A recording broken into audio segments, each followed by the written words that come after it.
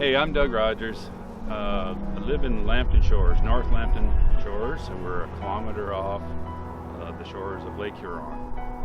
So we are growing sunflowers, winter wheat, soybeans, and hay.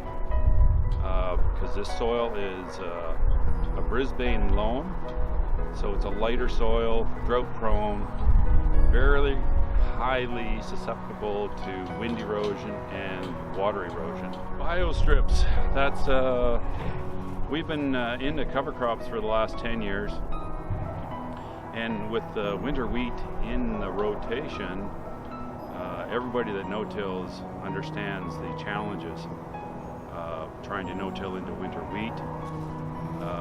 We also don't have animals anymore, so we do not remove the straw. So all the straw gets blown back onto the field, and that also increases the challenges for no-tilling into winter wheat. You almost, and I hate to say it, but you almost need a light tillage. So we did dabble in strip tillage for 2 or 3 years. But I forgot to mention that we are in a twin row cropping system. So the strip till machine just did not work well enough or wide enough for the twins. So that's why I pursued looking into doing a different route, and we ended up here with the Biostrips. And that was just by chance. We got run into a few people that were trying it, made a lot of sense, so there's where we're at. Biostrips, and I'm sure everybody understands what it kind of is now. I call it a poor man's strip till machine, because the Biostrips, as you'll see here, the strips here that are standing are going to be the rows that we will be planting into next year. So these 2 tall rows will be where the crop is going to grow. In our planting rows here, we have obviously we have oats, we have a daikon radish, and we have a yellow pea. All 3 of those will winter kill, and that's what I'm trying to do. So that will all lay down and give us good ground cover. In between the rows is where the wheel traffic will be. So we have cereal rye, which you can barely get just starting. We have crimson clover. We had sunflowers. We have flax in here. I think there's 5. I think that's the 5. So the cereal rye will definitely regrow. Crimson clover will definitely regrow. So it'll be pretty solid green in between there.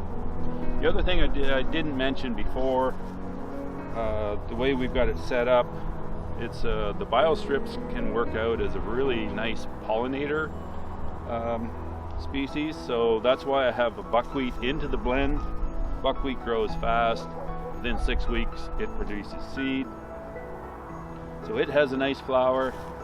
Then we have the flax. It comes out, it's usually this high. Comes out with a beautiful little purple flower that attracts more pollinators, and then right behind that is the sunflowers. Now that September we had a very early frost, a hard frost. It knocked out all the buckwheat this year, and it took a toll on the sunflower. So we aren't going to have the normal pollinator species this year. The flax did flower a little bit, but we've had a couple of heavy frosts already. So the Biostrips, I guess cover crops fit very well in for me, because I'm trying to stop all soil and from leaving this property farm. Water is a big issue. We have a fair bit of slope here. We have light ground, so we have to have something on this ground, if we could, 365 days a year to eliminate all our losses. The Biostrips fit very well. I find it easier to plant into because I'm managing what I'm planting into, because it is, some people want it brown and dead. I can plant into either. I prefer the green, but the Biostrips really fit well. All the green growth is all your tractor wheels, so we We're also in a controlled traffic environment, so the biostrips fit really perfect into that. I plant back into the same row, so it's easy to manage that way. The benefits of the cover crop, the soil difference, what we're seeing in the soil and the structure that is increasing is it's measurable now. Well, we have cereal rye in this mix. That will grow anywhere as high as 3 to 5 feet. So that will be green and living. And so next spring we will come in here. We will probably plant before we burn anything off. That's what I'm finding has been working best. This is my this will be my 5th year into the biostrips. With the planter works very nice in a green planting environment, and then we could come in a day before planting. We might come in 3 or 4 days after planting. It all depends on the spring. You have to play it by ear with the weather. And then we will follow with a roller crimper, usually to help lay that cereal rye down and create that armor. And we are finding a good percentage of weed suppression, which has been a bonus. And I haven't had to go back with a second pass of the Roundup in the soybeans, which is usually a normal routine, what you would do. Slugs, we have not. I would say 1 year in the 10. And I blame some of that on, I think I had too many brassicas possibly in the mix. I've talked to a few people who can't really verify it, but I'm just down to the 1 brassica, and I haven't had a slug issue since.